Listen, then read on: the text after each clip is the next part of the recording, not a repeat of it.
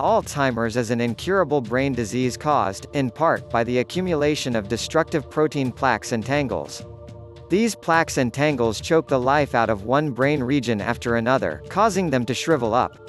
Drug companies and research institutions have poured hundreds of millions into the development of effective treatments for Alzheimer's, but so far, they haven't had much luck. We have two classes of approved drugs that improve attention and memory a little bit, but they don't slow the disease process, says Dr. David Holtzman, professor and chairman of the Department of Neurology at the Washington University School of Medicine in St. Louis. There's really nothing you can buy, no pill or supplement, that will protect you. But some preliminary evidence does suggest that certain cognitive activities, notably, various methods of meditation, may forestall the onset of brain degradation and memory loss, or offer protection against it.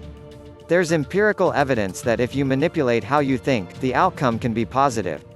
A small 2016 study in the Journal of Alzheimer's Disease (JAD) found that 12 minutes of meditation a day could improve memory and brain function among people showing signs of age-related cognitive decline. The practice of meditation can modulate activity, increase gray matter volume and density, and promote functional connectivity in multiple brain areas compromised in Alzheimer's disease, says Kim Innes, first author of the study and a professor of epidemiology at the West Virginia University School of Public Health. How is that possible? Meditation may counteract stress-related changes in gene pathways that seem to contribute to the development and progression of Alzheimer's, Innes explains. Her study is one of many recent ones to find that the cognitive tasks you ask your brain to perform each day may play a significant role in your mental health and risk for disease. Researchers are tying mindfulness and meditation practices to a range of health benefits, from reduced symptoms of irritable bowel syndrome to relief from chronic pain.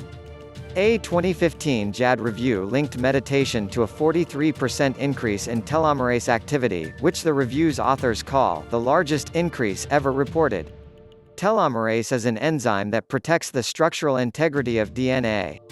Many major diseases, notably cancer, stem from DNA-related damage and mutation. And research on breast cancer survivors has shown that mindfulness-based interventions, by reducing stress, can better maintain DNA telomere health than standard forms of care. Other thought-focused interventions have even more evidence backing their benefits. Cognitive behavioral therapy (CBT) has emerged as the gold standard in psychotherapy and is considered to be one of the most effective remedies for conditions ranging from insomnia and tinnitus to major mental health disorders. A 2017 study found that CBT strengthened connections in the brain involved in processing social threats, and the effects can be long-lasting. There's empirical evidence that if you manipulate how you think, the outcome can be positive, says Dr. Marcus Reichel, a distinguished professor of medicine at Washington University School of Medicine in St. Louis.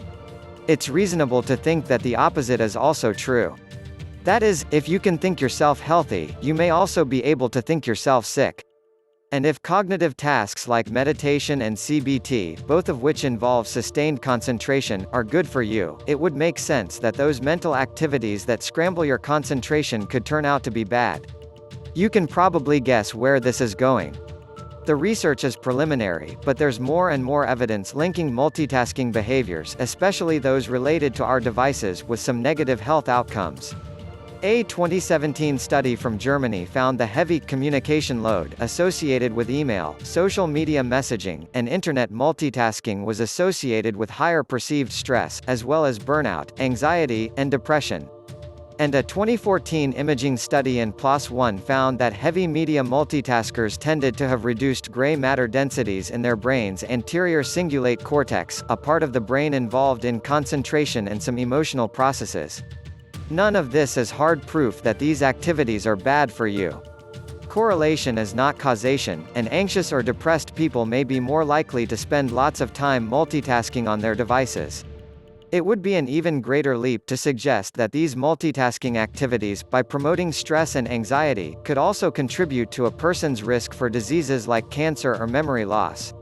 But put all this research together, both the evidence linking certain activities to health benefits and others to harms, and a theme emerges: the tasks you ask your brain to perform likely have a major impact on your health. The mental effort required for your brain to concentrate may be akin to physical exercise when it comes to your physical health. And allowing your mind to continually flit from one task to the next may turn out to be the equivalent of sedentary time. A lot more research is needed. But it's time to embrace the idea that how we use our brains, or don't use them, plays a big part in our health.